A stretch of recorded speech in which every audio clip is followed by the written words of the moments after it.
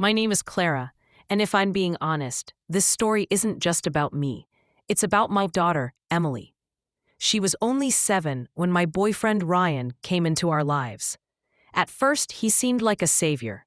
He made me laugh, he brought Emily gifts, he told me I was beautiful every single day. After years of being a single mom, I thought I had finally found someone who could love both of us, but I was wrong. Ryan's mask started slipping just a few months in. His compliments turned into criticisms. Suddenly, the food I cooked wasn't good enough. My clothes made me look cheap. Emily's drawings, the ones she proudly hung on the fridge, he'd crumple and throw away, saying, "That's not art, that's trash." At first, I convinced myself he was just honest. But then the controlling started. He kept tabs on every dollar I spent.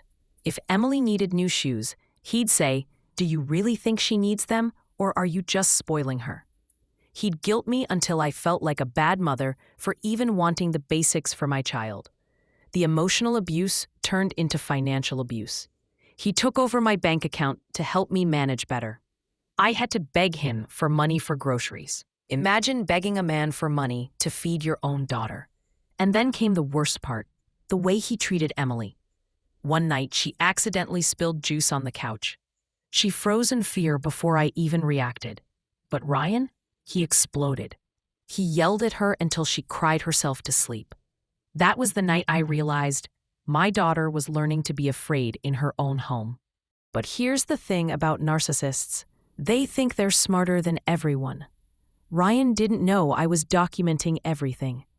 Every insult, every financial transaction he stole, every time he humiliated Emily. I kept a hidden journal. I took screenshots. I even recorded his voice on my phone when he screamed at us. The breaking point came when Emily told me she didn't want to come home from school. She said, "Mom, can't we just stay at Grandma's?" I don't like when Ryan's here. That was the day I decided this wasn't about me anymore. It was about protecting her. So I made a plan. I contacted a lawyer quietly. I gathered all the evidence, the financial theft, the emotional abuse, even his voice recordings. I learned that since he had been using my bank account, I could charge him with financial exploitation.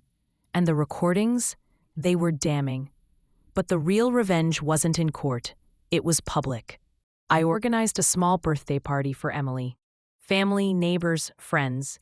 Ryan thought it was his chance to play the charming boyfriend again, but in the middle of his little performance, I played a recording on the speaker.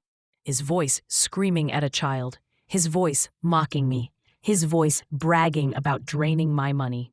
The room went silent. Then the whispers started. His mask cracked in real time. That same week, I filed charges. I froze the accounts. And I had him removed from the house with a restraining order. He went from thinking he controlled everything to losing it all in the span of days. Emily and I moved back in with my mom for a while. She sleeps peacefully now. She laughs again. She paints again. And every time I look at her drawings taped to the fridge, I know I did the right thing. This wasn't just revenge. It was protection. Ryan wanted to break us. Instead, he made us stronger. And that was the sweetest justice I could ever give my daughter.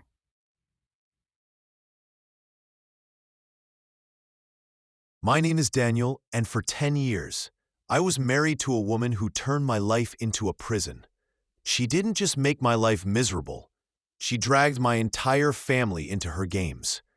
She isolated me, mocked me, drained me financially, and manipulated everyone I loved into thinking I was the problem. But what she never expected was that one day I'd stop being her victim. And when I finally took my revenge, I made sure she could never hurt me or anyone in my family again. When I met Claire, she was magnetic, charming, beautiful, confident, the kind of woman who could light up any room. My family adored her. My friends thought I hit the jackpot. But once the honeymoon phase faded, the truth started to show. Claire wasn't interested in building a marriage. She was interested in control. She criticized everything I did, the way I dressed, the way I ate, the way I spoke to strangers. Every decision had to be hers. At first, I thought it was normal, just adjustments in marriage. But it never stopped. It only grew worse. The first weapon she used against me was humiliation. In public, she acted like I was an embarrassment. At dinners with friends, she'd interrupt me mid-story and correct me. She'd laugh and say, "Oh, don't listen to him. He's clueless." At family gatherings, she whispered to my mother that I was lazy and unmotivated. To my sister, that I was unreliable. Slowly, I noticed people looking at me differently. My own family began to doubt me, and Claire loved every second of it. After a few years, Claire convinced me to put her name on all my accounts. She said it was about trust and partnership. But soon, I realized she wasn't sharing finances. She was controlling them. She maxed out credit cards in my name. She drained savings I'd built before marriage. She even borrowed money from my parents, behind my back, claiming I wasn't providing enough. When I confronted her, she'd cry, accuse me of being ungrateful, then turn it around and say, "You're lucky I'm still with you." The worst part? She went after my family relationships. My brother and his wife stopped inviting us over. Later, I found out why. Claire told them I'd insulted his wife behind her back. She told my parents I didn't want them around our future kids, which wasn't true. And when my cousin confronted me, saying, "Why are you always disrespecting your wife?" I realized Claire had been poisoning everyone against me. I wasn't just losing money. I was losing the people I loved most. The final betrayal came when I discovered she was cheating, not just emotionally, but physically, with a coworker. The same coworker she once accused me of being jealous of. When I confronted her, she smirked, and she said something I'll never forget. "Even if you leave me, everyone will believe me, not you. You'll always be the bad guy." That night, I stopped being her victim. I knew I couldn't fight her with words. Claire was too good at twisting them. So I started collecting evidence, quietly, patiently. Emails she sent to her coworker, bank records of her secret spending, texts where she mocked me to her friends, even voice recordings of her belittling me when she thought no one else could hear. Piece by piece, I built a case, not just for divorce, but for destruction. My chance came at her own birthday party. She invited friends, coworkers, and of course, my family. As always, she planned to put me down in front of everyone. But this time, I was ready. When she mocked me in front of her friends, I calmly pulled out my phone. First, the screenshots, messages between her and her coworker. Then, the bank statements showing tens of thousands of dollars drained from my accounts. And finally, the recordings. Her voice, crystal clear, calling me pathetic, useless, a burden. The room went silent. Her friends stared. My family looked at me with tears in their eyes. For the first time in years, the truth was undeniable. Within a week, I filed for divorce. With the evidence, my lawyer made sure Claire couldn't touch a dime of my remaining assets. The debts she built, they were in her name now. The lies she spread, exposed. The reputation she valued more than anything, destroyed. Friends cut her off. My family finally saw the truth. Even her coworkers distanced themselves. She was left alone, broke, humiliated, powerless. That was 2 years ago. Today, I'm free. I rebuilt my finances. My relationships with my family are stronger than ever. And Claire? She still tries to contact me sometimes, begging, apologizing.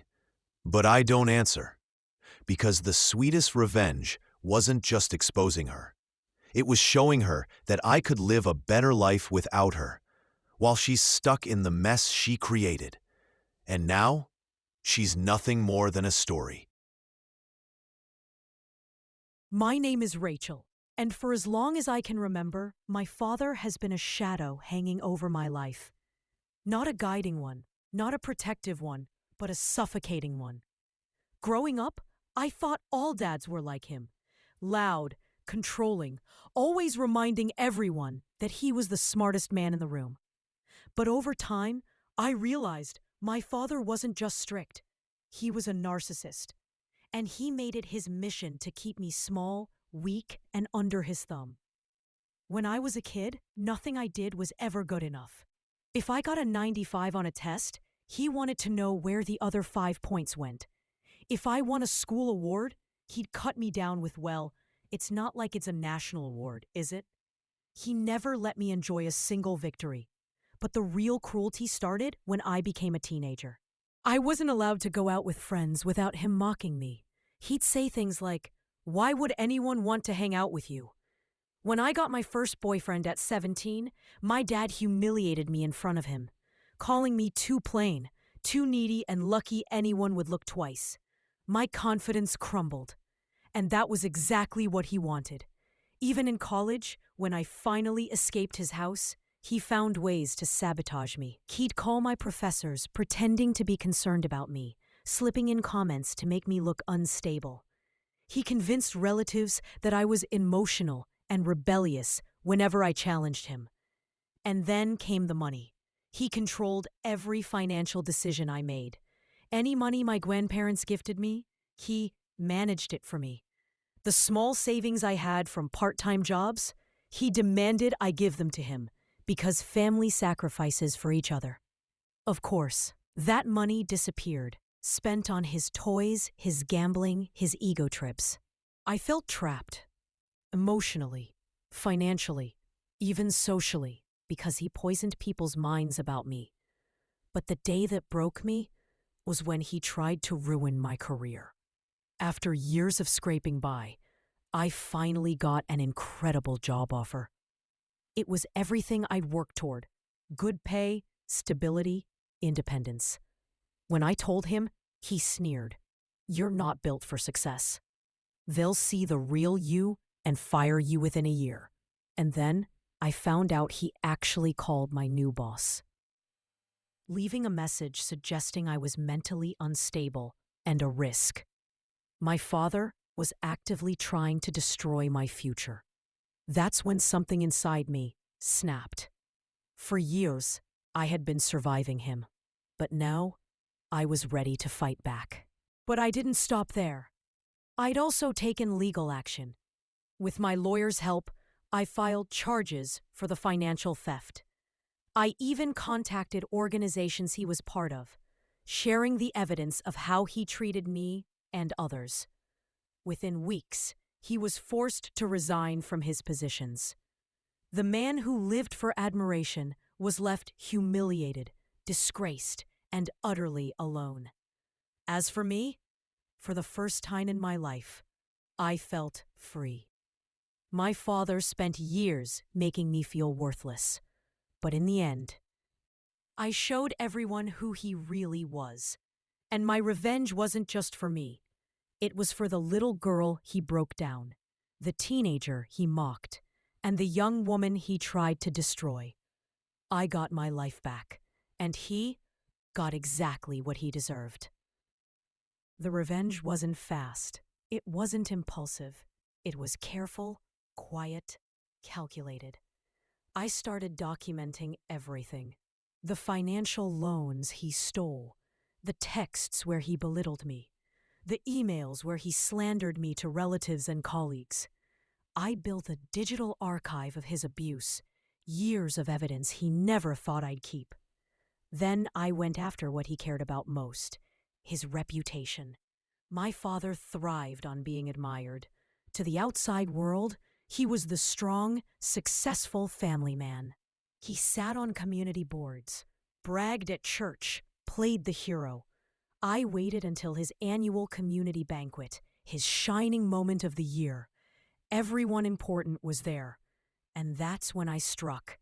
Using a projector and my collected evidence, I exposed him. The missing money he took from me, the recordings of him mocking me. The emails he sent, trashing me to my employer. The room turned against him instantly. Gasps, whispers, people leaving the room in disgust. His carefully crafted mask shatter. Thank you for being here. If you enjoyed this, go watch the one of the left and don't forget to hit like and subscribe to the channel for more tales of triumph over injustice and a saga of ultimate revenge.